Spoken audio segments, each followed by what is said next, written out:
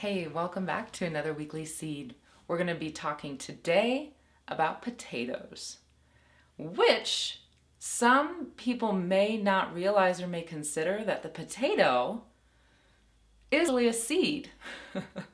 That is what you plant to propagate and cultivate more potatoes. It's super cool. So I have here some red potatoes to show you.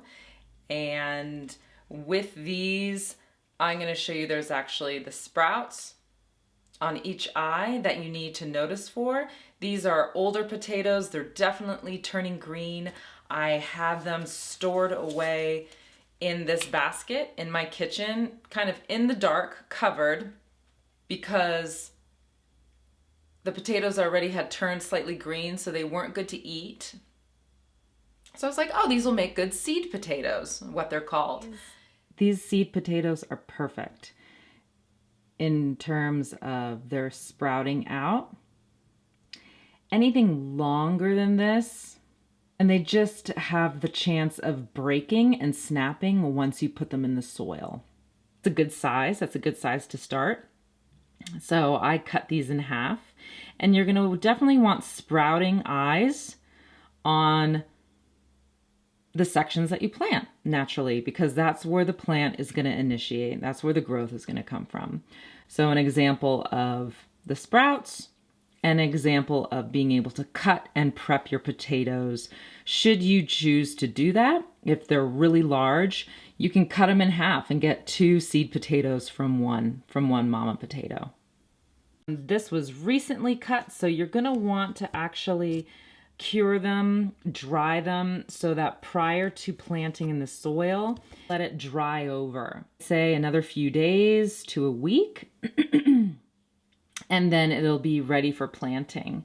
In doing that, you need to make sure that the eyes of the potato, where the sprouts actually come out, are a few millimeters in length, and that you can even cut them in half. If it's a really large potato, you just need to make sure, just almost like you're cutting maybe other tubers, whether it's dahlias is a good example, where you can break them apart, but you need to ensure that you still have a good size of part of that potato, and that part of that potato has multiple eyes in which it will sprout. So that is important to have.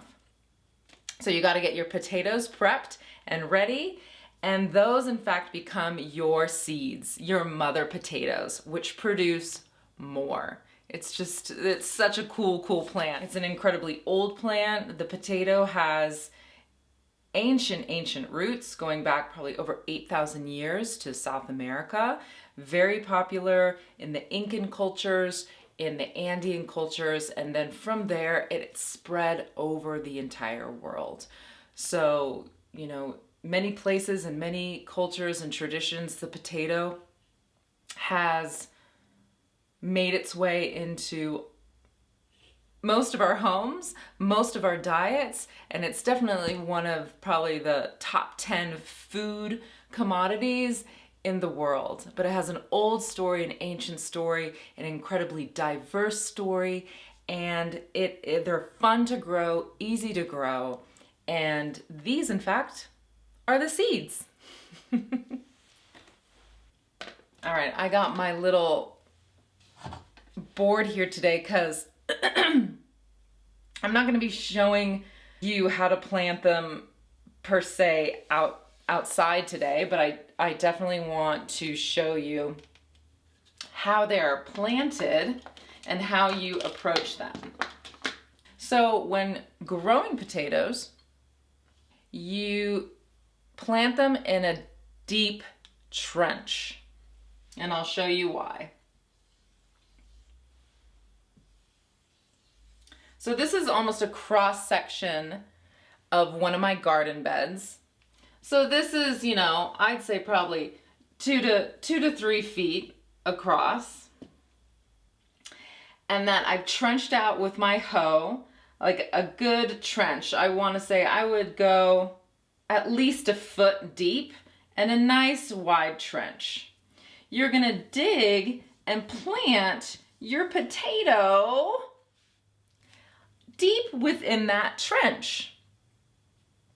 And this is the cool thing about Solanaceae, or potatoes in this case, this variety, this nightshade, is that when the potato begins to sprout and grow, it'll come up into the trench. Let me get this a little closer. And I'll do this in orange. It'll come up in the trench. And as it grows, the stages of life, you're gonna want to fill in the soil around it. So you begin to then bury and bury, and then it continues to grow. And as it continues to grow, up and up and up and up and up and up and up and up, you know, there'll be maybe, I would recommend 3 times where you come in and bury the plant. So you're bringing up the soil level to the original level. All right? So you have the mother, the seed potato here, and it starts to sprout and it comes up and you begin to bury it. Before you would bury it, you would obviously lay your drip line if you're doing drip irrigation. And you would begin to bury it, and then the plant produces at the soil level here. But this is the cool thing about potatoes, which I just love, because then it makes digging them up really fun, is that it will root out everywhere where you've buried the plant. So you'll have potatoes growing out here, you'll have potatoes growing out here, you'll have potatoes growing out here, all along. And then the mother potato at the end will be kind of, you'll find it too, it'll kind of be rotten at the bottom, but from that life, it produces and seeds out all these other potatoes. The plant grows, it flowers, it'll begin to die back, and that's when you can kind of begin checking to see the potato growth from the mama seed. Some potato varieties are much more prolific than others in terms of the bounty that they produce from one seed potato. But digging it up is just so much fun. And then also it's a good reminder from that crop, you know, saving a few potatoes for the next crop. Another way, instead of just planting a small seed, the potato itself is the seed. Because of this growing behavior, this is why you can grow potatoes almost either up this way or down. I've seen potatoes be grown in barrels, bins, like Rubbermaid bins, where you add really loose soil or you add even straw and you water it that way. Because wherever, like I said, that vine grows and where you bury it with either soil or straw or some loose material, that's where it'll set out the runners to form the potato tuber. So happy planting.